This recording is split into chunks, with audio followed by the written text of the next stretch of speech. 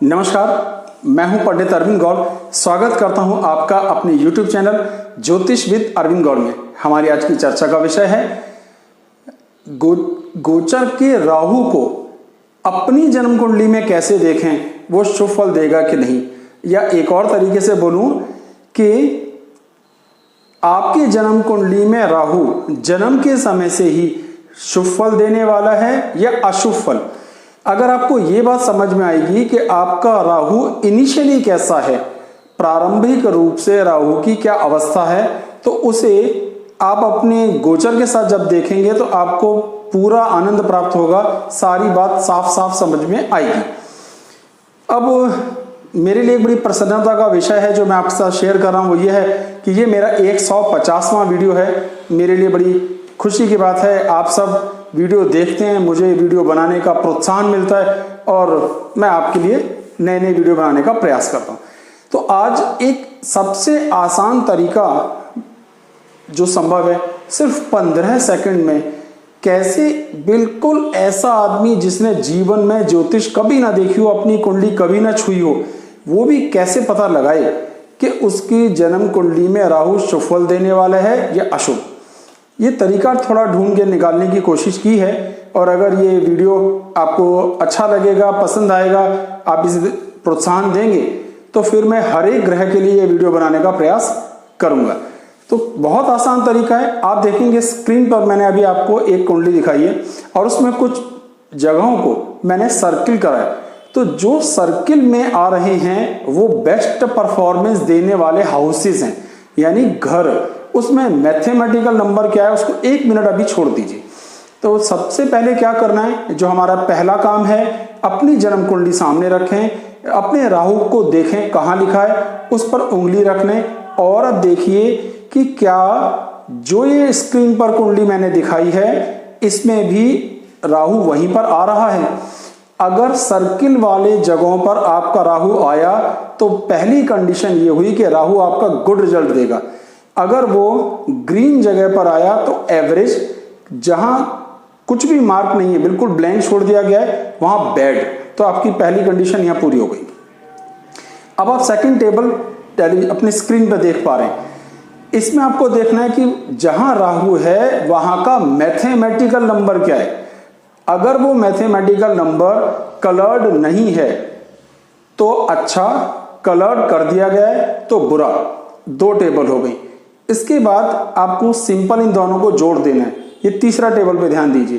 पहली टेबल में अच्छा, दूसरी में भी अच्छा, बहुत अच्छा राहु फल देगा। पहली में अच्छा, दूसरी में बुरा तो कम अच्छा प्रभाव देगा। पहली में बुरा, दूसरी में अच्छा तो रिजल्ट एवरेज आएंगे। पहली में भी बुरा, दूसरी में भी बुरा, बहुत खराब है। अर्थ ये निकला कि ये राहु आपको शुभ फल नहीं देगा। तो ये सारी बातों को आपके लिए समझना मुश्किल ना हो, मैं 8-10 एग्जाम्पल अभी दिखाने की कोशिश करूंगा जिससे कि आप ये बात अच्छे से समझ सकें, आपके बात अच्छे से समझ में आए, आपको मजा आए।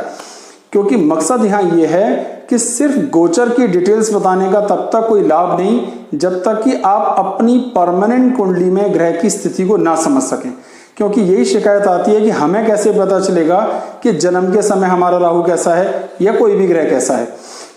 अभी एग्जांपल दिखाते हैं और उससे आपके लिए समझना थोड़ा और आसान हो जाएगा।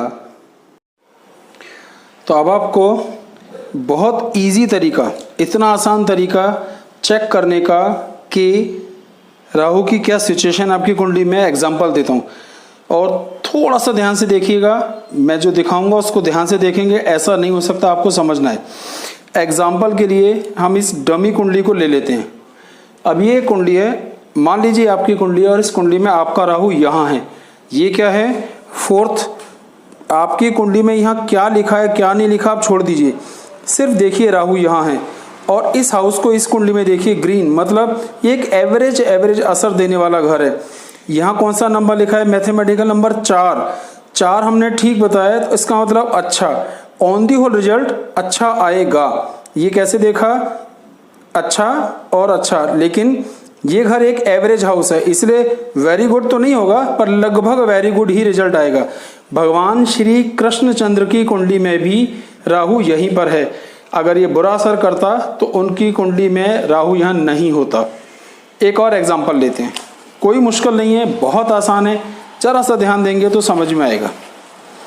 ये रहा एग्जाम्पल। अब आप देखिए, मान लीजिए कुंडली कुछ भी है और यहाँ पर राहु लिखा है। आपको सिर्फ ये देखना है कि यही घर एग्जैक्टली कहाँ है, ये रहा। यहाँ स्थिति क्या है, हमने इसको पॉजिटिव साइन दिया हुआ है कि ये अच्छा है, तो पहला पॉइंट हमारा गुड हो गया। दूसरा नंबर है 4, 4 ये रहा गुड, यानी गुड और गुड। अगर आपकी कुंडली में राहु यहाँ है और वहाँ 4 नंबर भी लिखा है तो उसकी परफॉर्मेंस वेरी गुड आएगी, वो बहुत अच्छे से परफॉर्म करेगा, आपके लिए शुभ फलदायी होगा। और जब गोचर में अच्छा होगा तो बहुत अच्छा रिजल्ट देगा ही। आपको ये अपनी जन्म कुंडली में चेक करना है। और एग्जाम्पल लेते हैं, कोई जल्दी नहीं है। इस कुंडली में अगर आप देखते हैं तो राहु यहाँ लिखा है, ये घर हमने ब्लैंक छोड़ दिया, मतलब फायदेमंद नहीं है। नंबर लिखा है 12 नंबर को हमने ग्रीन कलर से सर्किल कर दिया है, मतलब एवरेज। तो ये स्थितियां खराब और एवरेज हो गई तो ये एवरेज के आसपास ही जाएगी, ज़्यादा अच्छी परफॉर्मेंस आपको यहाँ राहु की नहीं देखने में आएगी। एक और एग्जांपल ले लेते हैं। ये सिचुएशन आप देखिए, आपकी कुंडली में राहु कहाँ है, यहाँ ये वाला घर कहाँ है एग्जैक्टली, ये रहा, यानी प्लस पॉइंट।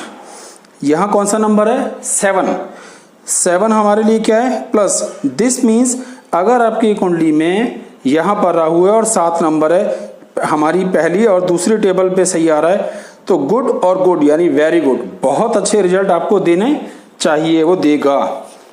और एग्जांपल लेते हैं। अब इस कुंडली में ध्यान से देखिए, राहु यहाँ बैठा है, ये हमारे लिए प्लस पॉइंट है। राहु 1 नंबर पे बैठा है, पर 1 नंबर हमारे लिए प्लस पॉइंट नहीं है।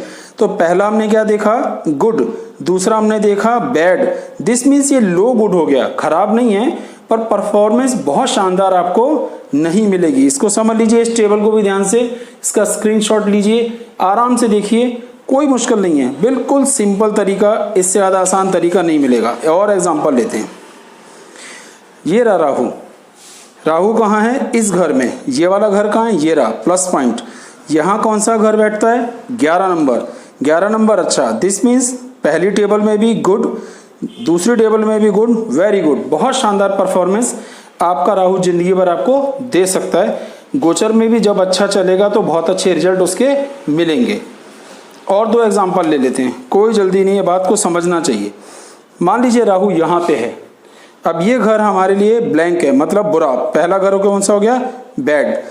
अब यहाँ है नंबर 8 नंबर, 8 नंबर भी हमारा बैड, तो बैड जमा बैड वेरी बैड। तो ये आपके लिए बुरे प्रभाव देने वाला घर हो गया। किसी हालत में भी आपको यहाँ राहु के अच्छे प्रभाव जीवन भर प्राप्त होने की उम्मीद कम है। जब गोचर में खराब होगा तो और भी ज़्यादा खराब फल देगा। गोचर में अच्छा होगा तो थोड़े से अच्छे फल दे सकता है, पर जिंदगी भर खराब आएंगे। एक और एग्जांपल लेते हैं। यहाँ कहाँ बैठता है, इस घर में। ये वाला घर खाली, मतलब बुरा। कौन सा नंबर है, 9 बुरा, मतलब बैड वेरी बैड। तो अगर राहु का प्लेसमेंट इस तरीके से है तो ये परफॉर्मेंस भी बेहद खराब आपके लिए आएगी। अब आपने एग्जाम्पल्स भी देख लिए हैं, मुझे उम्मीद है कि आपको ये विषय जरूर समझ आया होगा, मुश्किल नहीं लगा होगा। फिर भी किसी भी तरीके का डाउट है तो मुझसे आप कमेंट बॉक्स में जाइए, मैसेज लिखिए, मैं उनका आंसर देने का पूरा प्रयास करूंगा, जिससे आपको लाभ हो, आप अपने विषय को समझें। जरूरी नहीं कि ज्योतिष समझने के लिए पूरा ज्योतिष सीखें, लेकिन अपनी ही कुंडली को समझना भी अगर हम सीखते हैं तो हमें ये पता तो होता है कि हमारा राहु खराब है या अच्छा है। एक और बड़ी आनंद की बात समझ लीजिए, जन्म के समय राहु अच्छा है, पहली कंडीशन मान लीजिए, और गोचर में भी अच्छा बताया जा रहा है तो रिजल्ट बहुत अच्छे आएंगे। ये बात क्लियर हो गई। कल्पना कीजिए कि परमानेंट कुंडली में आपने चेक कर लिया कि राहु अच्छा नहीं है और गोचर में अच्छा बताया जा रहा है, तो एवरेज रिजल्ट आएगा। तीसरी कंडीशन कि परमानेंट कुंडली में भी खराब है और गोचर में भी खराब बताया जा रहा है, तो काफी बुरे फल उसके प्राप्त हो सकते हैं। तो 3 ही कुल कॉम्बिनेशन यहाँ पे बन सकते हैं। उन तीनों की मैंने आपको चर्चा कर दी कि जन्म कुंडली में भी अच्छा और गोचर में भी अच्छा बताया गया। इसका मतलब बहुत अच्छा। जन्म कुंडली में खराब, गोचर में अच्छा, हल्का सा अच्छे रिजल्ट आएंगे। जन्म कुंडली में भी खराब और गोचर में भी खराब, रिजल्ट्स बहुत खराब आ सकते हैं। तो मुझे उम्मीद है ये विषय आपके लिए रुचिकर होगा, आपको आनंद आया होगा। अगर आप इसे प्रोत्साहन देंगे तो मैं हर ग्रह के लिए इतना शॉर्टकट वाला तरीका आपको बता दूंगा जिससे आप इसे देखें और आपको आनंद प्राप्त हो। बहुत बहुत धन्यवाद। नमस्कार।